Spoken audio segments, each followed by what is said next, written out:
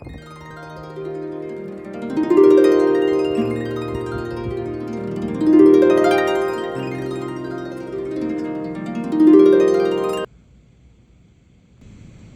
man, something just doesn't feel right.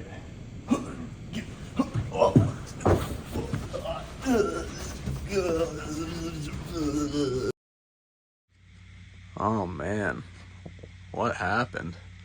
What is all this stuff? Huh? Man, what's going on? Sir, can you tell me your name? What? Can you tell me your name? Huh? Do you know where you were when we picked you up, sir? What are you saying? Do you know what day of the week it is? Huh? Let me look in your eyes here for a second, okay? What are you doing? Can you keep your eyes open for me? Huh? Oh, God. Looks like you might be having a stroke. Huh? When it comes to stroke signs and symptoms, we're going to take a look at FAST. Ryan, would you care to join me for this? Not really. FAST. Face, arms, speech. What's the last one, Ryan? Time. So when we go to face, we're going to be looking for facial droopage. Ryan, care to show the audience what that looks like? That's right, folks. Next, we're going to be looking at arms. So Ryan, if you'll hold your arms up for me, perfectly straight. All right, now let's try to keep those straight at me. Ryan, you got to listen to directions, but straight at me. Beautiful. Looks like Ryan's having a stroke. Next, we're going to be looking at speech.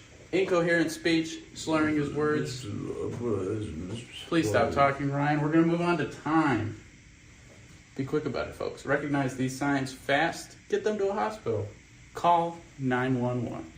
Man, I don't even know what's going on. Sir, I'm going to take your blood sugar now, okay? Blood sugar. Can you tell me if you have a history of strokes or heart disease or anything like that going on here? I think so. I think I've had family members that have had strokes. Okay, that's not good. Risk factors. Where am I? Ryan, let's talk about them. On the board here, we've got a few images. We're going to go through them. We're going to talk about how they can lead to stroke and whether or not our friend here has these risk factors. Maybe I do, maybe I don't. He's gonna. Let's start over here, Ryan. What do we got? What does that look like? A cigarette? That's a cigarette, folks. Smoking. Ryan, No, sir. Ryan, do you smoke? No, I don't. Ryan says he does not smoke. Ryan, let's move down here. What is this? This is high blood pressure. High blood pressure? I don't think I do. Ryan does not think he has high blood pressure. We'll have to look in the ambulance for that one, won't we? What about this? MP3 player. Music, right? Represents high blood sugar content. It's actually a glucometer. Didn't see that one coming.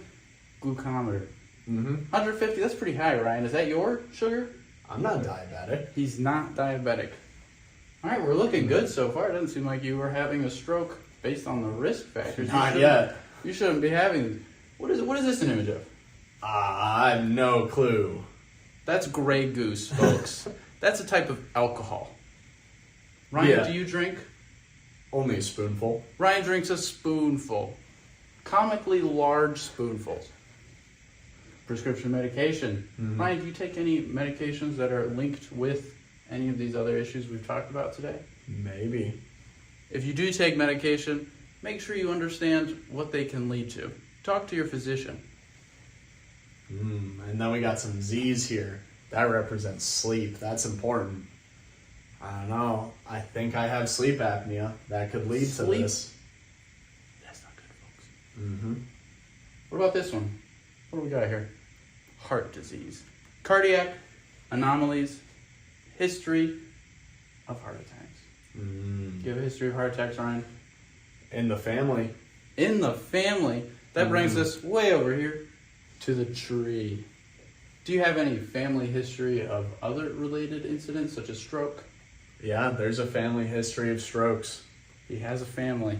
Mm-hmm. No good. No good. If you can't avoid having a family. Absolutely. Would you say this is a symbol for male? Yeah, that looks about right. Would you say that you are indeed male? I mean, that's not really what it looks like, but yeah. That's not good, folks. Being male is a risk factor of strokes. And a lot of other things too. It's a high risk, high reward lifestyle. Hamburgers. Oh, I love me some burgers. What's your diet look like, Ryan? I usually eat like 3 or 4 sticks of butter in the morning. He's a big butter guy. Yeah, and then a couple donuts, then some burgers. We started off good over here. We're not looking so good as we move closer to me. That is how it is. Down here we've got a couch potato. Oh yeah, this is a guy that's not exercising. He's not in the gym. Not exercising. Is that you? Would you describe yourself as being a couch potato? Wait. No, I go. There you have it, folks. All of these are common risk factors of strokes. Every single one of these on this board. Make sure you know where you are at when it comes to stroke risk. There was some rough moments in there. That was our longest one. Boom.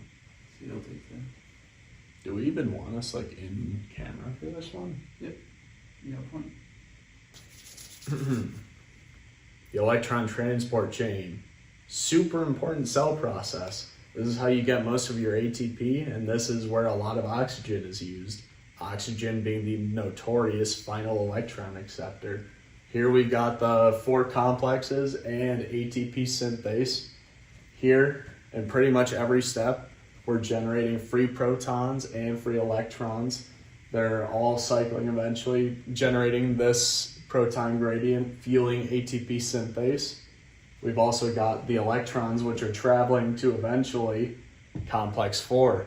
Complex 4 gives those electrons to oxygen in this reaction down here. Using these protons that we've been generating, it's going to take hydrogen, oxygen, and those electrons, with oxygen being the electron acceptor, to generate water. This is the importance of oxygen in this system and why in strokes, when you lose that oxygen, cells are going to die. That better?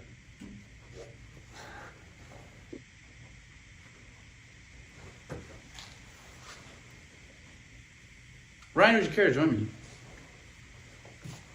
What are we talking about today, Ryan? Types of strokes. So over here, we have a thrombus, a stroke caused by a blood clot, bunch of tangled fibrin and platelets. Nasty. It is gross. PU. Worse than that, a fat embolus. This won't even respond to clot busters. It just stays there until somebody takes it out. Made straight from fat that travels up in your blood cells and gets stuck there. No good. Over here, we have an aneurysm. So an aneurysm, a lot of people associate it with brain bleeding, which is actually where the problem occurs. But an aneurysm is just a little pocket full of blood built off of a vessel. So when those form, it's very thin tissue that supports it, it's stretched out. And so when it breaks, that's when you get the brain hemorrhage. You can also have a brain bleed from something like trauma. So if you fall and hit your head, you could have something akin to this sort of aneurysmal stroke. Okay. I often find myself being asked the same question. What is going on in this image? I don't think. I often find myself asking the same question. Oxygen's important, sure. But like, what's happening afterwards? I mean, just because you can't get those ATP, who cares? Well, I've actually drawn it out for you, so I care. Now, when we have hypoperfusion, such as in this clotted vessel, we're going to have no or low ATP. That goes back to that electron transport chain that we were just talking about a little ago. Hope you remember it. Now, without ATP or with low levels of it, we're not going to have functioning sodium, potassium pumps because, as you know, those function with ATP. Without those, we're going to get unmitigated peri-infarct depolarizations. We've got a little lightning bolt on this neuron here to show that we've lost control. Okay, this neuron is doing as it sees fit, And as such, it's releasing whatever it has in its vesicles. So in an instance where that's glutamate, we've got hypertoxic glutamate going everywhere. When you have way too much of it, that's very bad for other cells. If it's calcium, same thing. Calcium is going to release proteases, lipases, as well as nucleases, which is just going to eat everything that it comes into contact with, which is why we've drawn a deceased neuron next to it. As soon as those things get hopped up in those dendrites, it's over. The end. Story closed. And that's how brain tissue dies from hypoperfusion. Thank you. Didn't see you there. We talked about the different types of strokes. Now we're going to talk about the vasculature. We got the middle cerebral artery to start. This connects in here on the circle of Willis, and this affects the highlighted in red, these sections of the brain, the frontal, the primary motor. We got the amygdala and hippocampus, the cerebellum. This will affect learning, executive function, motor skills, all of this. It's probably the most common blood vessel to be affected by strokes. We also have the anterior cerebral artery, highlighted in blue on here. Also executive function, your senses, your motory skills and coordination. Down here, we have the posterior cerebral artery, highlighted in green.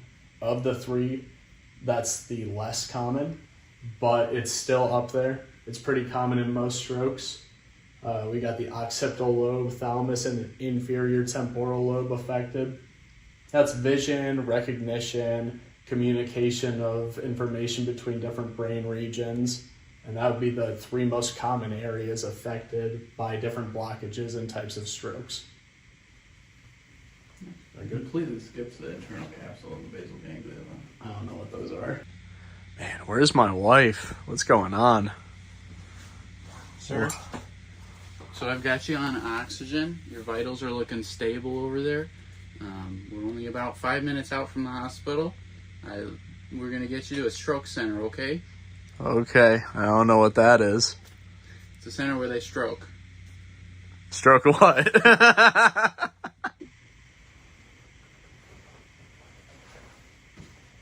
So what are we looking at here, Noah? So you've had a stroke. Oh no. Ryan, I think it's time we discuss what comes next. What comes post-stroke? We've got some things that are going to occur with your doctor, at a hospital, or at a pharmacy. And some that are going to take place by your own choice, in your own lifestyle. So, if that clot got removed, then that should be good. They'll give you something that might make it more difficult for clots to form in the future. Otherwise, if the clot's still there, maybe it got loosened, they don't know where it went, they might still give you medications that are going to be anticoagulatory, they're going to be antiplatelet. They're just trying to clear up those vessels for you. Over here we got more, again, the lifestyle. We got someone running on a treadmill and they're happy to do it. They're exercising, probably dealing with some of that bad cholesterol, eating better foods like broccoli, raising up that HDL, those good cholesterols. We've got other medications that might help with diabetes, hypertension, some of those risk factors that we mentioned before. And also, obviously, again, not smoking, not drinking to excess. Very important in maintaining good blood pressure and good health. That is important. And last over here, we've got regular checkups with your physician. And as a final over here, we have different kinds of therapy, like speech therapy, physical therapy to help with any motor function loss or troubles with speech and talking, understanding, anything like that. A stroke is a difficult thing to go through. Fortunately, you're not going through it on your own. Sometimes you are. Okay. Oh, man. What was that? Where am I? Oh, it's my favorite show.